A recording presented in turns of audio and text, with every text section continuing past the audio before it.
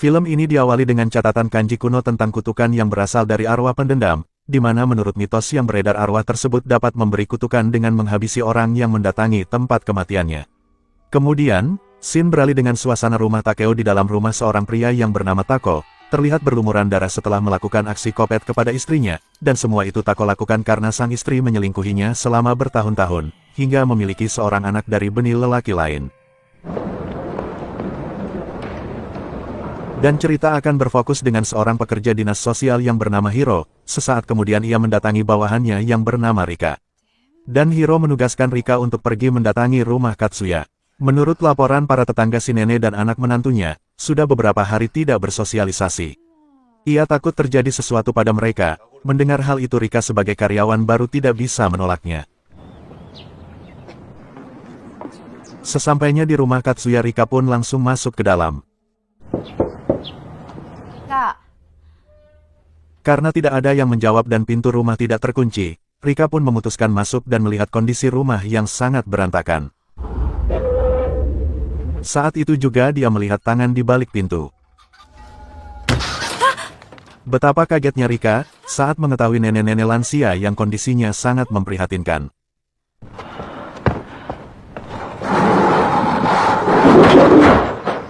Dengan inisiatifnya, Rika pun membuka jendela agar si nenek mendapat penerangan sinar matahari.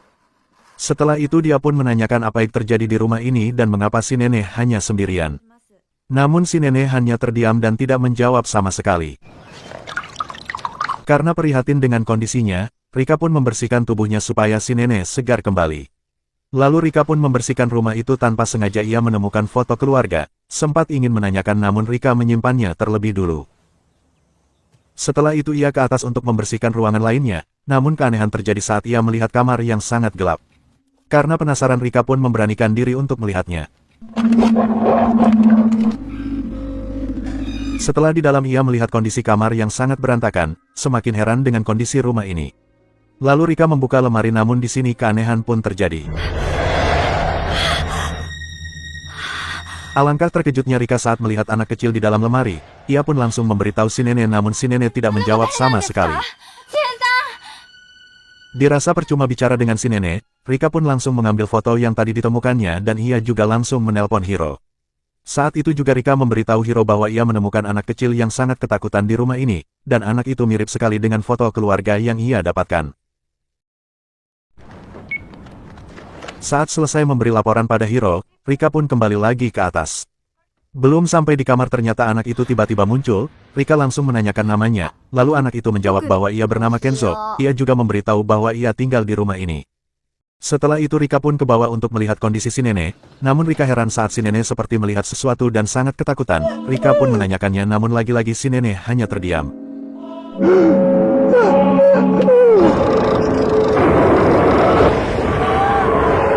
Betapa kagetnya Rika saat melihat sosok hitam dan matanya melotot ke arahnya. Saat itu juga si nenek dan Rika pun pingsan lalu muncullah Kenzo yang tepat ada di belakang mereka. Kira-kira apa yang terjadi pada rumah ini? Sabar dulu. Lalu scene beralih ke beberapa hari sebelum Rika berkunjung ke rumah Katsuya. Lalu di pagi hari Katsuya yang ingin berangkat kerja diberitahu oleh istrinya yang bernama Katsumi, bahwa adik iparnya ingin kesini maka dari itu Katsuya diminta jangan pulang terlalu malam. Lalu Katsumi melihat kondisi si nenek dan ingin memberinya makan, namun Katsumi heran saat melihat bekas tangan anak kecil yang menempel di pintu, karena penasaran Katsumi pun masuk dan melihatnya. Seekor kucing hitam tiba-tiba ada di dalam rumah. Katsumi yang tidak pernah memelihara kucing langsung mencari kucing itu sampai ke kamar atas, dirasa kucing itu masuk ke dalam kamar Katsumi pun melihatnya.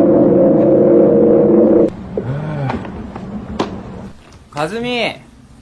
Di malam hari setelah Katsuya pulang kerja, ia melihat si neneknya yang semakin hari semakin memprihatinkan kondisinya. Lalu Katsuya melihat rumah yang berantakan. Katsuya merasa si istri bermalas-malasan di rumah langsung melihatnya ke kamar atas. Kazumi, iru no ka? Alangkah terkejutnya Katsuya saat melihat istrinya terbaring kaku dan matanya melihat ke atas. Lalu Katsuya langsung menelpon polisi. Setelah itu ia pun mendengar suara di dalam lemari. Katsuya langsung mengeceknya namun tidak ada apa-apa di sana. Lalu Katsuya melihat kolong kasur namun tiba-tiba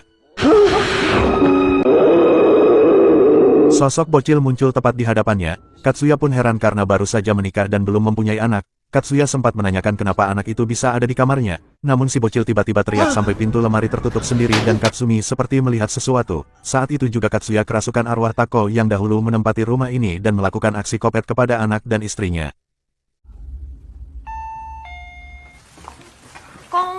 Menyadari bahwa ia telah kerasukan, Katsuya mengendalikan dirinya dari roh jahat agar tidak membahayakan si adik yang telah sampai di rumahnya. Lalu Katsuya menyembunyikan jasad istrinya yang sudah meninggoy. Setelah itu Katsuya yang tak ingin membahayakan adiknya langsung menyuruh si adik untuk pulang.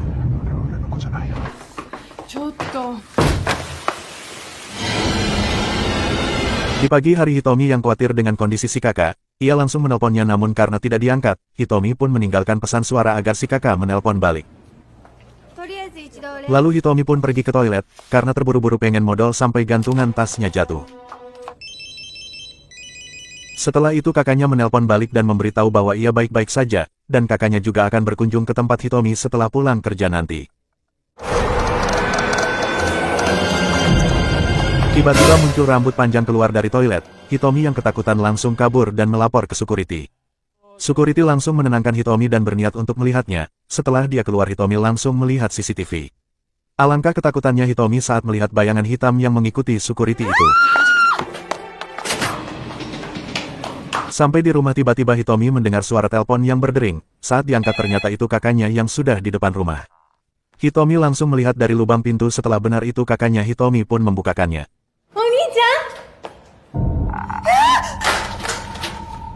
Setelah membuka pintu Hitomi heran saat kakaknya tiba-tiba menghilang, dari situ juga suara telepon mendadak berubah, Hitomi yang ketakutan langsung pergi ke kamar dan bersembunyi di balik selimut.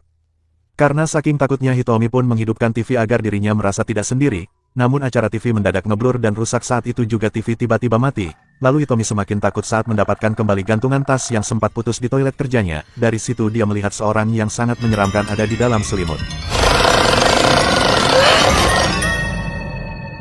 Di keesokan hari Rika yang tak kunjung pulang, Hiro yang khawatir memutuskan untuk mendatangi kediaman keluarga Katsuya. Setelah di dalam, Hiro kaget saat melihat si nenek sudah meninggal. Dengan kondisi yang seperti ketakutan, saat itu juga Hiro melihat Rika yang pelangap-longo menyaksikan jasad si nenek. Di siang hari kepolisian datang dan menyelidiki yang terjadi, di tengah penyidikan detektif Mori mendengar suara telepon dari lantai atas, dia pun mengajak Seni untuk melihatnya. Alangkah terkejutnya mereka saat melihat Katsuya dan Katsumi mati di atas pelapon rumah. Beberapa hari kemudian detektif Mori meminta keterangan pada Rika, lantas dalam kesaksiannya, Rika mengungkapkan semua kegiatannya ketika mengunjungi rumah Katsuya, begitu juga dengan keanehan yang dialaminya. Rika juga memberitahu bahwa dia sempat menemukan bocil yang diduga sebagai korban KDRT, terkurung di lemari. Mendengar kesaksian Rika, Mori pun heran terlebih dia mengetahui bahwa Katsuya dan Katsumi belum mempunyai anak. Di tengah keheranan Mori bergegas melanjutkan penyidikannya. Lalu Shin beralih dengan Seni yang mendatangi Yuzi adik dari Kayako. Anggota kepolisian meminta bantuan kepadanya, sekiranya dapat membantu kasus pembunuhan misterius di rumah tersebut. Mendengar hal itu Yuzi pun bersedia membantunya.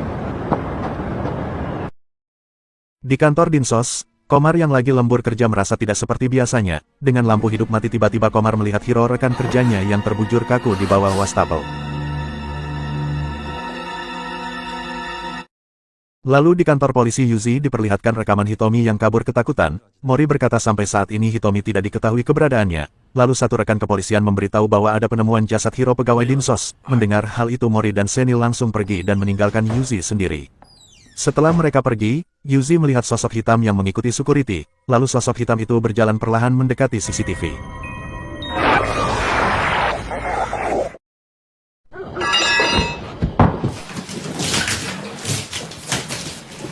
Yuri yang muak dengan rumah Kayako kakaknya, memutuskan untuk membakar rumah tersebut. Mendengar ada suara di rumah itu, Yuri menyadari bahwa ia tidak sendiri. Namun suara itu terdengar dari lantai atas, Yuri penasaran langsung mengeceknya. Setelah di atas Yuri melihat ponakannya bersama teman-temannya yang melakukan uji nyali di rumah ini, Yuri menyayangkan tindakan ponakannya itu karena bisa mendapat kutukan Kayako.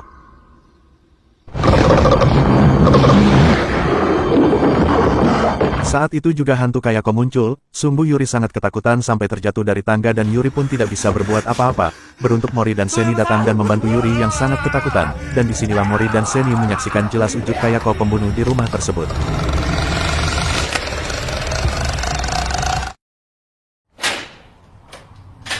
Lalu Shin beralih dengan temannya Itsumi, mereka berniat untuk menjenguk Itsumi yang sakit setelah melakukan uji nyali di rumah Kayako. Lalu mereka dipersilakan masuk, setelah di dalam mereka melihat Itsumi seperti orang ketakutan, Itsumi memberitahu bahwa ia seperti diikuti bayangan hitam. Saat itu juga satu dari mereka menenangkan Itsumi namun tiba-tiba. Menyaksikan hal itu mereka malah pamit pulang dan membiarkan Itsumi menenangkan diri.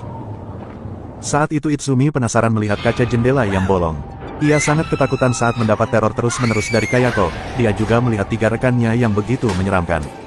Itsumi langsung menutup pintu kamar namun mudah saja dibuka dan akhirnya dia pun dibawa hantu Kayako ke dimensi lain.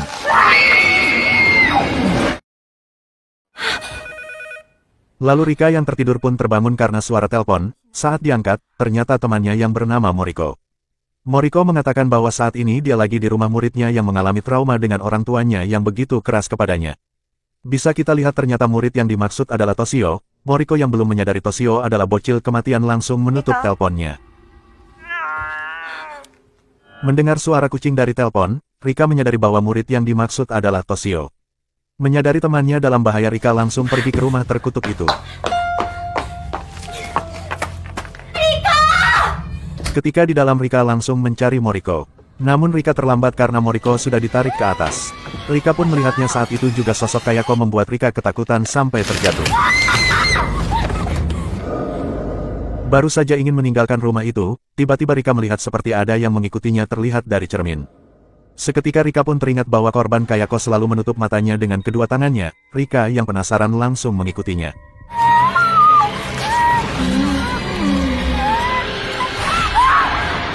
Benar saja sosok Kayako muncul tepat di hadapannya, karena ketakutan Rika pun melepas tangannya seketika sosok itu pun hilang. Tiba-tiba sosok Kayako muncul dari atas tangga dan menghampiri Rika, seketika Rika menutup kembali matanya, lalu sosok Kayako berubah glowing dan menghilang.